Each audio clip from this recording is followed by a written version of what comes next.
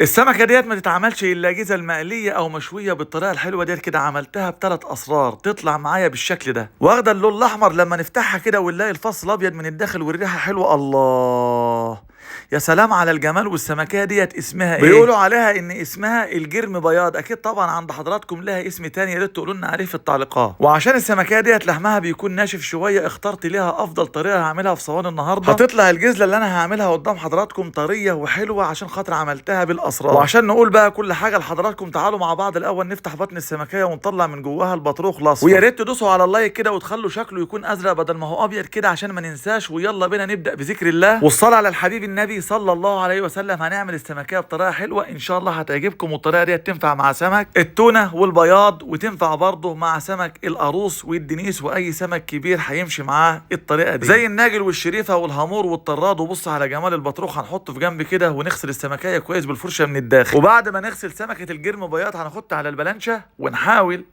بالسكينه كاننا بنقشرها بالطريقه ديت كده، وعلى الجنب التاني بالسطور او بالسكينه شغال.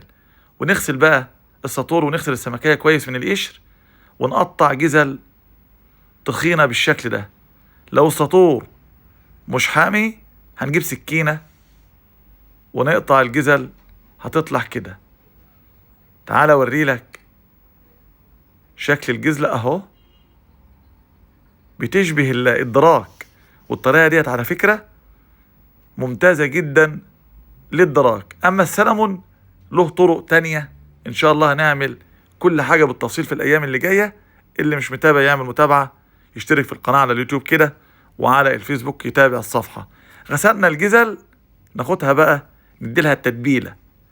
اي بهارات حلوة موجودة عندنا، كاري، كمون، كزبرة، فلفل اسمر، بابريكا، شطة، كل ده هنحط معاه شوية توم وفلفل الوان او فلفل رومي او فلفل اصفر. المهم نضرب كله في الخلاط مع الليمون والملح المظبوط وشوية زيت، وتبلنا الجزل بتاعتنا كده التتبيلة الحلوة ده. هنقطع بقى شوية خلطة على ذوقنا ونفرش الصينية بالخلطة. وبعد كده هنحط الجزل مرصوصة في الصينية بالشكل الجميل ده. الطريقة ديت هتخلي الجزل بتاعتنا تطلع طرية وتستوي معانا بسرعة. انا اقدر اعملها على الجريل وهتبقى حلوة، ولكن برضو على الجريل لازم اغطيها كده عشان البخار يسويها وتطلع طرية. وبعد كده اديلها الصوص. هنا بديلها شوية صوص اصفر، واجيب شوية مية وازودها وشوية زيت، وابدأ اصلفرها كده بالفويل واحطها فوق ظهر الشواية. لو مفيش صوص اصفر هنستعمل المية والزيت كفاية قوي. وبعد كده هنغطي الصينية بتاعتنا ونسيبها فوق ظهر الشواية لما تستوي. الصوص الاصفر ده عبارة عن ايه؟ لو عندنا مستردة بنخفها كده بشوية مية وشوية زبدة، ونسقي السمك بتاعنا بالمستردة والزبدة وشوية مية. اما الليمون بيكون في التتبيلة او بعد السمكية ما تستوي هنديلها بقى الاسرار الحلوة اللي معانا. يبقى انا كده بص الاول كده على الفص بعد ما استوى او الجزل يعني اهو، ندخلها الفرن بقى. يبقى من اسرار السمكية ديت ان احنا نعملها جزل في صواني بالشكل ده.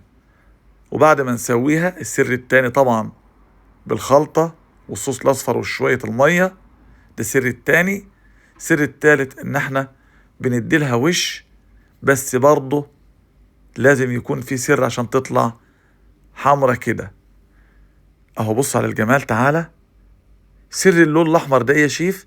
خفيت شوية صلصة بشوية مية بشوية زيت صغيرين، ولما السمكاية خدت وش بسيط طلعتها وبدأت كده ادهنها بالصلصة المخفوفة ودخلتها الفرن. خدت الوش. وتعالى اوريلك بقى. بص على الجمال. قرب شكل الجزلة حلو قوي. ولما نشوف برضو شوية الصوص اللي نازلين في قلب الصينية كده، وده البطروخ، شم معايا الريحة. الله يا سلام على الجمال. الصينية ديت محتاجة لايك حلو، ونشاركها للغير، ونقول رأينا في التعليقات. ما تنسوش يا جماعة، انا قلت كل الاسرار.